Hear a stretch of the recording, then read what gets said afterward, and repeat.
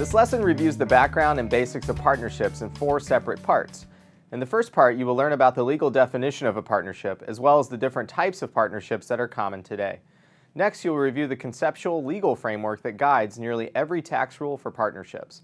Then, using this framework, you will learn about special basis concepts that only apply to partnerships and make the single taxation of income possible.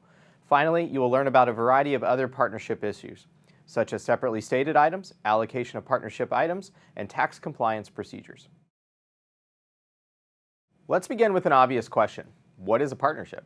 Like corporations, partnerships are defined and formed under state law. Overall, a partnership can be defined as an association formed by 2 or more persons to carry on a trade or business, with each contributing money, property, labor, or skill, and with all expecting to share in profits and losses.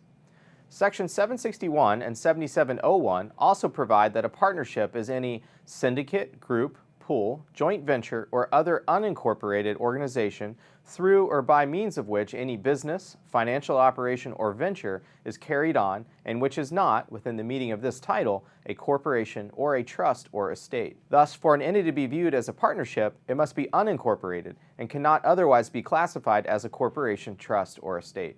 Makes sense?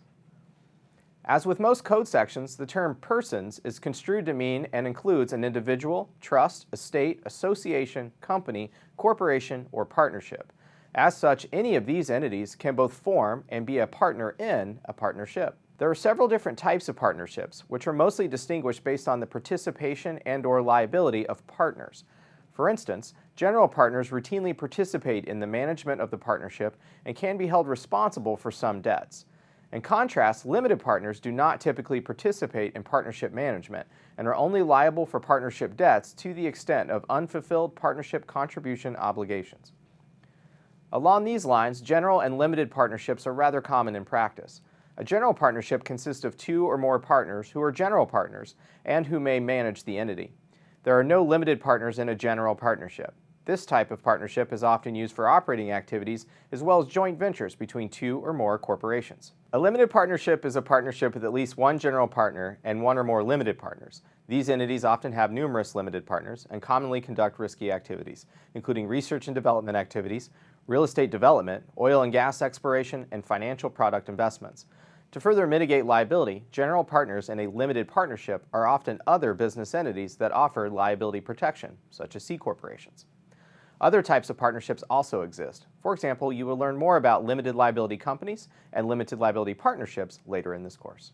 Regardless of partnership type, a legal agreement is signed by each partner or designee. This agreement is immensely important as it outlines the rights and responsibilities of the partners. From a tax perspective, it establishes the allocation of income, deductions, and cash flows. It also explains the initial and future contribution requirements, conditions for termination of the partnership, and a host of other important items. Therefore, when considering partnership tax implications, the partnership agreement, or operating agreement in the case of a limited liability company, is a key source of information. The taxation of partnerships is governed by Subchapter K of the Internal Revenue Code. But recall that the check-the-box regulations allow any unincorporated entity with 2 or more owners to choose how they want to be taxed, in this case as a partnership or C corporation. Therefore, while general partnerships, limited partnerships, and limited liability partnerships are treated as partnerships by default, they can check the box on Form 8832 and receive C corporation tax treatment instead.